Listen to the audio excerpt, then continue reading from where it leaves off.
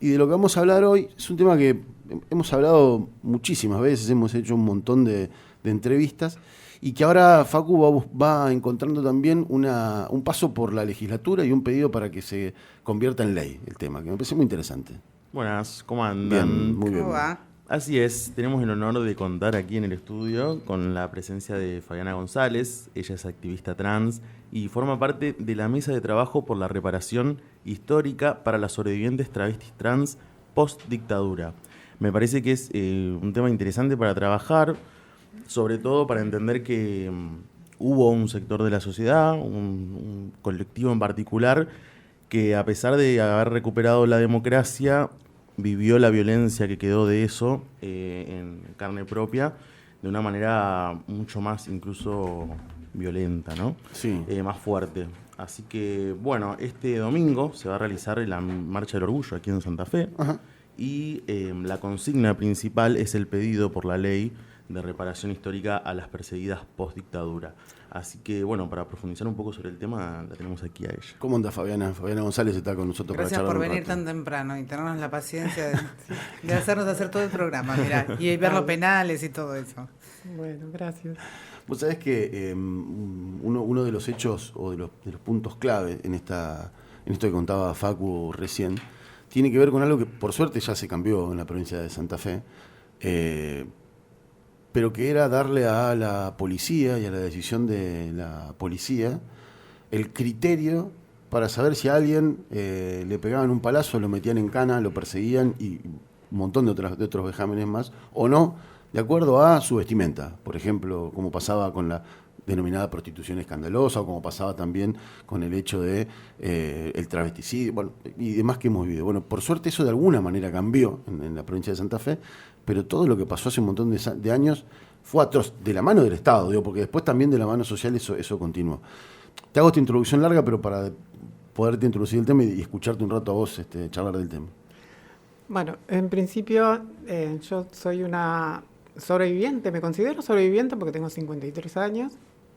Mi primera detención fue a los 16 años, en el año 86, por molaridad pública. Eso comentaba con una de las compañeras tuyas hoy, de que estábamos en esta democracia. provincia, claro, año 83 entramos en democracia, pero la persecución sistemática con las personas trans continuó porque teníamos un artículo del Código de Falta, que era el 87, que decía: toda persona que vista del sexo contrario será reprimido con arresto hasta de 20 días, pero obviamente que eso quedaba a interpretación del juez, la policía o quien te llevaba, porque utilizaban no solo el artículo 87, sino utilizaban también el artículo 81 y el 78, que era ofensa al pudor. El 81 era prostitución. Y prostitución escandalosa. Prostitución escandalosa, pero ellos lo utilizaban, por ejemplo, como para poder sumarle día a las personas trans y poder eliminarlas de las calles, o sea, porque para ellos era en días en los que estamos conmocionados y todos y todas indignados con lo que pasa en Irán con la policía de la moral. Exacto, y que pasa en la policía de la moral por no acatar una costumbre social impuesta, como por ejemplo, pónganse el velo si quieren salir. Claro. Digo, y acá claro, es más sí, o menos lo mismo. Con nosotros pasaba lo mismo. Exacto. El artículo 87, por ejemplo, que decía eso, que no podíamos, o sea, el comentario del artículo te habla de ofensa al pudor, pederasta, torcido, desviado. O sea, tiene cantidad de connotaciones malísimas para la comunidad trans. De adjetivaciones negativas. Claro, y todo esto sumaba días, por ejemplo, porque si yo era detenida por el artículo 87, que era travestismo, el artículo en su comentario decía de que yo me disfrazaba de mujer para ejercer la prostitución. Era algo que era innegable, entonces ya se daba por... Claro, ya de ahí ya tenía a lo mejor 10 o 20 días más. También el artículo 78, que era ofensa al pudor, o el hecho de que yo transitara por la calle ofendía a la moral y al pudor público, entonces ya me aplicaban 10 o 15 días más. Como las mujeres sin velo, ¿no? Claro. De lo que estamos hablando ahora, ¿no? Que nos parece qué barbaridad, bueno. Claro, pero fíjese que en esa época, por ejemplo, éramos condenadas nosotros a cumplir arresto por 15 o 30 días. Depende de las actas que tenía, porque si tenías, por ejemplo, no sé, yo el otro día en mis expedientes leí una de las hojas donde yo tenía 15 detenciones en un mes. Y ¿En un mes en 15 detenciones? En un mes de diciembre tuve 15 detenciones. Y en esas 15 detenciones yo no me presenté al juzgado, recuerdo que no me presenté al juzgado, porque vos después de por ejemplo, de 3 o 4 detenciones tenías que presentarte al juzgado, porque si no el juzgado te daba captura, y entonces te iban a buscar a tu casa o donde te encuentren, ya tenías captura, ya te daban más días, o sea que Claro. tenías captura, no te presentaste a pedir la condena, y entonces al tener captura donde te buscaba la policía, te encontraba en algún lado, que a mí me fueron a buscar en 2 oportunidades a mi casa, me sacaron de los pelos de mi casa. Ajá. Entonces, te lo cuento con gracia en este momento porque Sí. después de haber sobrevivido a situaciones como esta, no solo esa, o sea, hay situaciones de que, por ejemplo, nosotros cumplíamos arresto cuando nos daban 30 o 15 días con los violadores, o sea, no cumplíamos arrestos solas, nosotros cumplíamos arrestos con los violadores, porque el artículo 87 decíamos que éramos unos pederastas, unos degenerados, unos pervertidos, unos inmorales, entonces teníamos el mismo nivel para el juez, para la policía, que un violador. Y la única manera de sobrevivir a esos lugares, someterte a violaciones por los mismos violadores que tenían ahí adentro ellos, incluso por ellos mismos. O sea. Entonces vivía permanentemente en la ciudad de Santa Fe. ¿La sociedad eso no lo sabía? No sé si no lo sabía, hasta qué punto no lo sabía, ¿no? Entonces, nosotros no solo sufrimos persecuciones sistemáticas y encarcelamientos ilegales por parte de la policía, sino que la sociedad también estaba de acuerdo. ¿Y por qué sabemos de que la sociedad estaba de acuerdo? Porque cada vez que salíamos a la calle, nosotros éramos detenidos por la policía, a lo mejor la policía ni la veíamos y decíamos, ¿de dónde sale la policía? La misma gente llamaba a la policía para que nos detenga. Denunciaba. Sí, entonces, a mí me pasó que más o menos en el año 95 hago me encontré con una persona que me dijo, mira, estos artículos así, me explicó un poco el funcionamiento de los artículos, porque yo era una persona que el primario lo pasé prácticamente sobreviviendo con una profesora que en el primario, en la época que yo vivía, iba al colegio, por ejemplo, no era que continuabas el secundario, sino que era el primario y tenías una profesora los 5 años de primario. Y en ese momento tenía una profesora que me ahorcaba con una bufanda y me decía que yo no tenía que tener ese comportamiento. ¿Cuál Entonces, era tu comportamiento? Y femenino, obviamente. O sea, al tener un comportamiento femenino y que yo quería jugar con las nenas y no ir a hacer, por ejemplo, fútbol, deporte y esas cosas, entonces era reprimido por la profesora. Y vivía escapándome, por lo general. Y no le podía contar a mi madre, porque si le contaba a mi madre, yo sentía, yo creía de que estaba mal, que yo me estaba portando mal, que mi comportamiento, como me estaban diciendo permanentemente de que estaba mal, entonces digo, no, ¿qué le voy a contar a mi mamá? Va a venir mi madre acá a decirle acá, me va a matar a Pablo después por portarme mal. O sea, entonces te metían todo el tiempo permanentemente en la cabeza de que tu comportamiento era algo equivocado, que estaba mal y que era una perversión. Y que merecías un castigo. Claro. ¿Cómo ahorcarte con la bufanda? Claro, sí, bueno, eso lo viví por muchos años con esta profesora. Yo me escapaba siempre por los tapiales de la escuela. Yo iba a la escuela 880, que sería la famosa escuela burrito que le decía. Y prácticamente vivía así todo el tiempo, ¿no? Perseguida no solo por los profesores en la primaria, sino que también tenía mucha represión en tu casa también, porque no solo yo soy criada entre 4 varones, o sea, la única mujer entre 4 varones, y ¿cómo haces para sobrevivir ahí adentro también? Tenés que una lucha permanente, no solo con tus padres, con tus hermanos, con tus vecinos, con tus amigos, o sea, permanentemente. Salías a la calle, la policía te perseguía, no era que te perseguía moralidad pública, el comando radioeléctrico, los patrulleros, moralidad pública. Ibas a algún lugar en una institución pública para hacer el secundario, te echaban de las escuelas, ibas a los hospitales, te echaban de los hospitales, o sea, permanentemente. Nosotros Yo soy muy mala haciendo citas, ¿no? Pero uno de los referentes del movimiento LGTBI una vez dijo que la gente LGTBI está acostumbrada a vivir en zona de guerra permanente.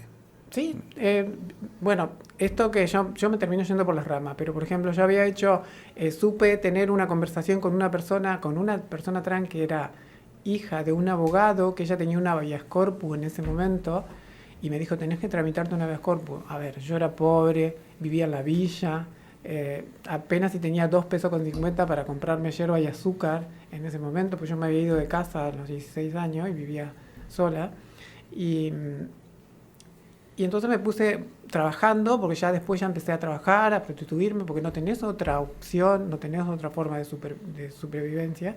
Y, por ejemplo, cuando yo cortaba el pelo y eso, cobraba 2,50 pesos un corte de pelo, por ejemplo, ¿no? Y no te alcanzaba para nada. Entonces, bueno, hice 100 folletos que eran de donde ponían los artículos del Código de Falta y 2 artículos de la Constitución Provincial y Nacional. Y los salí a repartir para que mis compañeras se concienticen de que lo que nos estaba pasando era ilegal, porque los artículos estaban yendo contra la Constitución Nacional y Provincial. Y cuando los repartí, la octava se dio cuenta, o sea, averiguó no sé cómo, que fui yo la que había hecho los folletos, y me llevaron para los callejones, que se llama Callejón Roca al fondo, donde estaban las vías. En esa época era todo campo para aquellos lados, y ahí sufrí abuso sexual, patadas, punta de pistola. Me mataron a palo y me dejaron tirada ahí, por ejemplo. Y teníamos que vivir permanentemente así, ¿no? Era ¿Cuántos años tenías? Y en ese momento creo que tenía 19, 20 años, no recuerdo bien, por ahí. Si fue en el año... No, en el año 86 tenía 26. 96, perdón. Yo me comienzo a hacer tenía el año 86, cuando tenía 16 años, que fue la primera vez que escuché la palabra travesti, porque no, en esa época uno no sabías dónde ubicarte. Vos sabías que eres una persona, pero no sabías, o sea, siempre escuchaba puta, maricón, que todo el tiempo lo escuchaba. Pero no lo asociaba, porque es una criatura, un adolescente, no entiende, en esa época no había la información que tenemos hoy. Entonces pasaba por ahí que no entendía. Yo escucho de moralidad pública por primera vez que me dice de que yo era un travesti. O sea, que me llevaban detenida por travestismo. ¿Habías visto a alguna persona como vos así antes? No, nunca. Mami, Nunca. Y vos contabas esto de la importancia o del rol que tuvo escaparse de los lugares constantemente, esto de irse, de escaparse de cuando eras chiquita, de escaparte de tu casa o de irte de los lugares. ¿Cuándo fue ese momento que te empezaste a encontrar con estos espacios o con espacios de militancia, de poder hallarte? Primero, yo comencé, por ejemplo, el trabajo sexual porque me conocí con una compañera incluso menor que yo, pero ella ya estaba en el ambiente de la prostitución, y nos conocimos en Aristóbulo. Cuando ella me preguntó qué estaba haciendo yo, le dije que yo trabajaba de la peluquería, pero que no, en la villa no podía cobrar mucho porque la gente no tenía para pagarme. Entonces, por lo general los cortes, todo y lo que hacía lo hacía gratis, o si no la persona se compraba todas las cosas para hacerse. Y entonces, bueno, ella me dice, bueno, pero venite a trabajar, dejá de estar ahí, te vas a morir de hambre siempre. Si dice, venite a trabajar, yo te enseño. Entonces, de ahí empecé yo a trabajar con ella y a introducirme en el trabajo sexual, que me costó muchísimo porque fue muy difícil poder introducirme en el trabajo de la prostitución. Después de tener este problema con la policía, decido irme de Santa Fe porque exiliarme prácticamente de la provincia, porque ya estaba amenazada de muerte por la policía. Y me fui a Buenos Aires, y en Buenos Aires yo me conozco un chico que era antropólogo, me puse en una relación con él, en pareja. Y bueno, él me decía todo el tiempo, todo lo que te pasa porque sos una persona lamentablemente ignorante, que no entiende lo que está viviendo. Todo lo que te pasa es porque no estudias, porque no tenés conocimiento de tus derechos. Y me empezó a introducir, por ejemplo, bueno, me empezó a joder como para que me haga el secundario. Entonces ahí empecé a hacer el secundario. Y de ahí empecé a conocer gente del activismo en Buenos Aires y empecé a militar en la comunidad homosexual argentina. Y de ahí, bueno, ya no paré, si bien tuve como un paréntesis en algún momento porque en el año 2001 tuve que irme de Argentina también por la situación del país y qué sé yo. Pero ya venía ya con una mentalidad de activismo ya desde el año 86 en adelante, que ya me estaba dando cuenta sin tener conciencia de que lo que me estaba pasando no era normal. Capaz que después con el paso del tiempo lo pudiste dimensionar de una manera distinta, pero ¿cómo entendías y cómo podías procesar que los mismos tipos que te metían en cana por una cuestión de moralidad, prostitución, vejación y demás, te violen cuando te detenían? ¿Cómo lo puede procesar un ser humano eso? Y nosotros lo charlamos muchas veces con las compañeras. Por lo menos nosotros tenemos grupo de WhatsApp que hemos formado con las compañeras, y muchas veces nos sentamos a charlar con compañeras de mi misma edad, también sobrevivientes, porque hay muchas compañeras que ya han muerto no que mueren porque en ese momento por el maltrato, sino por el abandono del Estado han muerto, ¿no? Dedicarse a la prostitución, los fríos de la noche, la violencia que tienen que sufrir en la noche, las enfermedades. Hay un montón de factores que terminan que haga que una persona trans termine muriendo a los 20, 25, 30, 40 años, ¿no? Hay otros que superamos esa expectativa de vida y somos unas privilegiadas, por ejemplo. Pero bueno, para procesar esto, yo creo que no hay un proceso para procesar y entender por qué una persona que te está acusando de ser un pederasta, de ser un pervertido, de ser un degenerado, es un violador. ¿Entendés? Y nosotros lo entendemos, siempre lo entendimos como que era lo que nos tenía que pasar, porque era así, porque entendíamos de que nos merecíamos lo que nos estaba pasando, porque era así, porque habíamos elegido ir contra las normas y éramos unos rebeldes que teníamos que aceptar que lo que nos pasaba era así. Era la única manera de poder entenderlo en ese momento, ¿no? Hoy sí, hoy lo podemos entender desde otro punto de vista, porque es otra la vivencia que tenemos hoy, pero en ese momento lo entendíamos así. Entendíamos que todo lo que nos pasaba porque nosotras estábamos yendo en contra de lo que era correcto, la moral, las buenas costumbres, y éramos los pervertidos, y éramos los que nos habían hecho creer que éramos los pervertidos y los degenerados. Que no tenían derecho a nada. Que no teníamos derecho a nada.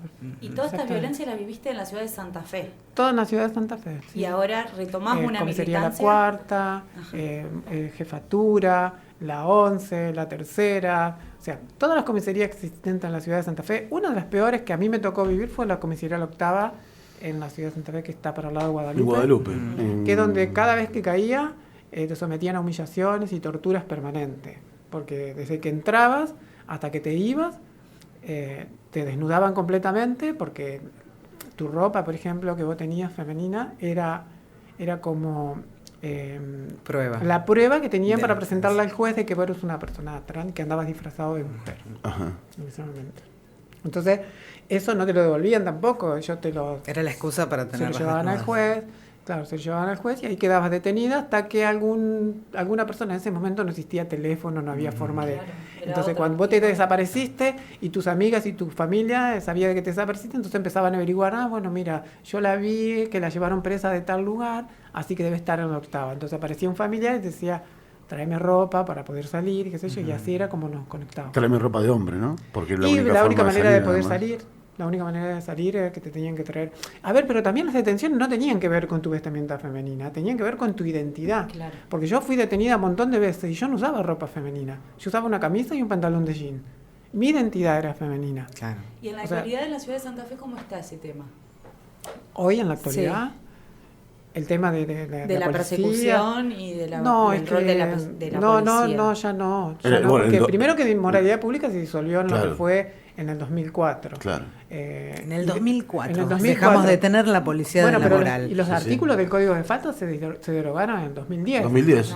En 2010, imagínate que hasta 2010 hubo compañeras que fueron detenidas, hubo compañeras que fueron excluidas de la salud, de la vivienda, del trabajo. Todavía seguimos luchando porque el Estado nos pueda ubicar en un trabajo formal, porque es imposible. A ver, muchas de las personas recién están haciendo el primario, el secundario, y todo eso. Digo, porque esta situación que viviste cuando ibas a la escuela primaria, la han vivido casi todas, y todas las personas. Creo que la mayoría de las personas. Por lo menos en el grupo que nosotros estábamos, todas las que nos conocemos de esa época, todas vivimos la misma situación. Cuando hablamos de que no llegan a poder estudiar es por esto. Sí, por estas violencias. Para el que se enganchó, la que se enganchó antes de la presentación, estamos charlando con Fabiana González, que es activista trans, que forma parte de la mesa de trabajo que viene llevando adelante este proyecto de reparación para las sobrevivientes trans post-dictadura militar, y que tienen que ver con los abusos que cometió contra este colectivo el Estado santafesino, de la mano de su policía en principio,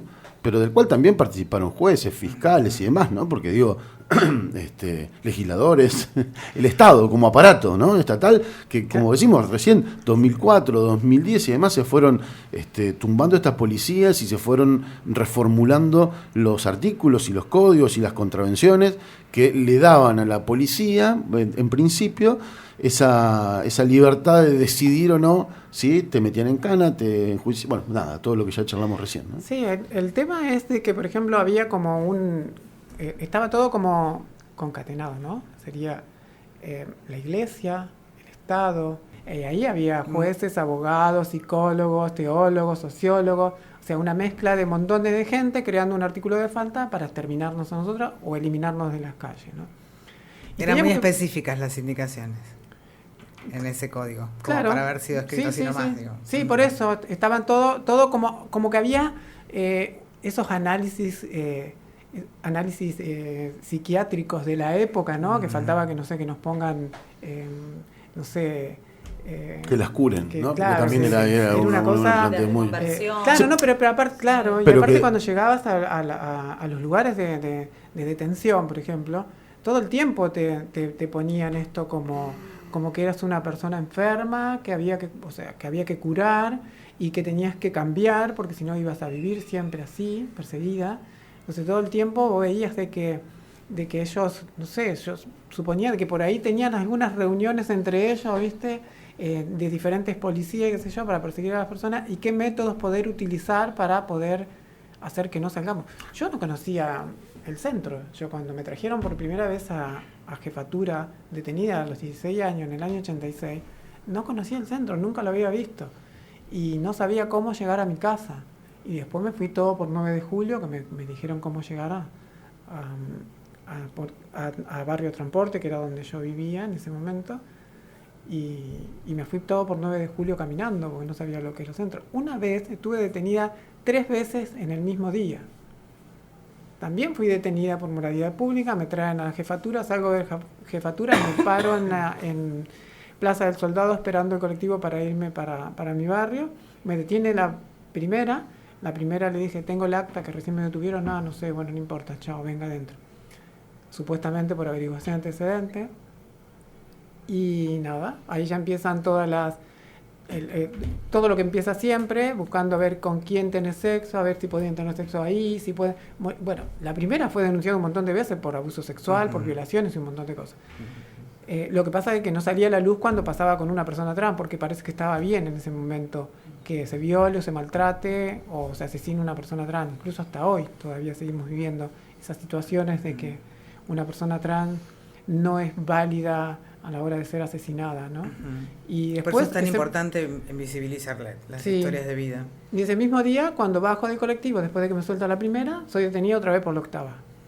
Así que así se vivía permanentemente y ellos se respetaban su jurisdicción, pero no los derechos humanos, ¿no? En ese momento, porque si te pasabas para acá eras detenido por la 10ª, si te pasabas para este lado eras detenido por la 8ª, o sea, nuestro mundo era nuestro barrio, no podíamos salir de ahí. De la reparación que están pidiendo, ¿cuántas personas serían las beneficiadas? ¿Tienen un registro? No tenemos un registro, pero por lo menos acá en la ciudad de Santa Fe nosotros tenemos un grupo de personas con las que estamos en el grupo de WhatsApp.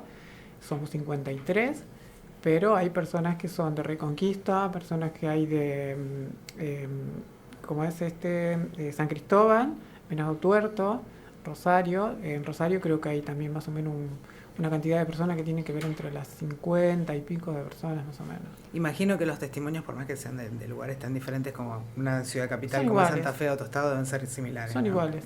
En todos lados, en todo el país fue siempre igual. Incluso en lo que es Salta, Jujuy y esas zonas por ahí del norte, se siguen viviendo todavía ese tipo de situaciones. A pesar de que se hayan derogado los artículos, se siguen viviendo situaciones así con la policía en algunos lugares de Salta y Jujuy. ¿Cómo hacemos para acompañarlas en este reclamo? Yo creo que más que nada visibilizando esta situación. Nosotras siempre pensamos de que esto que le pasó a la comunidad trans en todo el país siempre está como oculto, es un pozo que nunca se visibilizó. Hubo 11 compañeras que fueron reparadas por dictadura, por persecuciones en la época de la dictadura. De las 11 quedan 9 porque 2 ya fallecieron. Porque la mayoría de las personas que vivimos esa época de exclusión llevamos como en nuestros cuerpos la silicona. Nosotros llegamos a crear una mini cultura paralela a la cultura de la sociedad argentina. Nosotros éramos nuestro guía, nosotros éramos nuestros cirujanos, nosotros nos recomendábamos las pastillas, nos poníamos siliconas en los cuerpos, porque no éramos conscientes de todo lo que teníamos que vivir. Entonces logramos crear entre nosotras como una mini cultura donde nos transmitíamos de generación en generación todo este tipo de con todos esos de peligros situaciones, para la ¿no? salud, por ejemplo, que eso Claro, y la conlleva, mayoría ¿no? de las compañeras tenemos siliconas en los cuerpos de los años 90. Algo que no pasa ahora, por ejemplo, con la nueva generación, Claro. que tiene unos tratamientos hormonales, que después que se logró la ley de identidad de género, están los tratamientos hormonales, que las compañeras van a los hospitales, hacen un tratamiento Hacer hormonal. una práctica segura. Y hay conciencia de las generaciones anteriores de que las siliconas son mortales, tarde o temprano son mortales. Tenemos compañeras que están dentro del grupo que tienen problemas con los pechos, por ejemplo, con siliconas, de las infecciones que tienen, y eso el Estado no lo cubre. O sea, tenés que esperar a morirte en algún momento porque no hay forma, o tenés que tener el dinero para pagarte la cirugía. Claro. El Estado eso no lo cubre. Fabiana, gracias por visitarnos, gracias por transformar todo eso en militancia, porque, viste, qué sé yo, cuando uno es víctima de tal forma y en tanto tiempo, que lo transforme en militancia y no en venganza, que es lo que yo hubiese hecho. Y yo siempre digo lo mismo de las madres de Plaza de Mayo, de los hijos y demás. Yo decía, loco, todo eso te tocó vivir y que les tocó vivir individualmente, como colectivo, pero a cada uno de ustedes que lo transformen en militancia y demás. Me parece que la sociedad tendría que estar entera agradecida que esas cosas pasen y no vayan por otros carriles. Así que gracias, mucha suerte con el proyecto. Hicieron la presentación del proyecto de ley. Matilde Bruera lo presentó, la diputada Matilde Bruera. Matilde Bruera, y está en la Cámara de Diputados, pasó la parte de Comisión de Género. Ajá. Quedó un poco detenido en lo que es la Comisión de Presupuestos, pero bueno, seguimos todavía con la militancia. Seguramente en algún momento tendremos una reunión para poder seguir informando de todo lo que estamos contando nosotras, por ejemplo, sobre la vivencia trans de los años 90, que no es una cuestión de una reparación por una cuestión de privilegios de nada, sino que es una reparación por las violaciones de los derechos humanos a las personas trans. Es que nadie que pueda escuchar los testimonios, el tuyo o el de cualquiera, puede pensar otra cosa hoy, digamos, ¿no? Antes estaba como lo que decías vos, era una sociedad que decía, dale, total, son trabas, ¿no? Sí. Porque era el esquema. Gracias por charlar con nosotros, vamos a seguir atentamente el desarrollo, ojalá que salgan diputados, va a ser un poco más difícil que salgan en el Senado, ¿no? Son gente un poco más Que es conservadora, por decirlo de un modo amable. hay Yo gran- le daría 15, 20 días que tengan una vivencia como la que tuvimos nosotros. Y Claro, vamos a ver. claro. Después claro. que nos digan si nos merecemos o no una reparación por la violación a los derechos humanos. Bueno, ¿quién te dice que Jurassic Park a lo mejor no se Se llene de empatía. No se vuelve un Sí. poco más empático, Ojalá. pero bueno, primero que tendrá que pasar el esquema de diputados, que tampoco va a ser tan sencillo, me imagino. Pero bueno, gracias por visitarnos. Gracias a ustedes. Muy amable.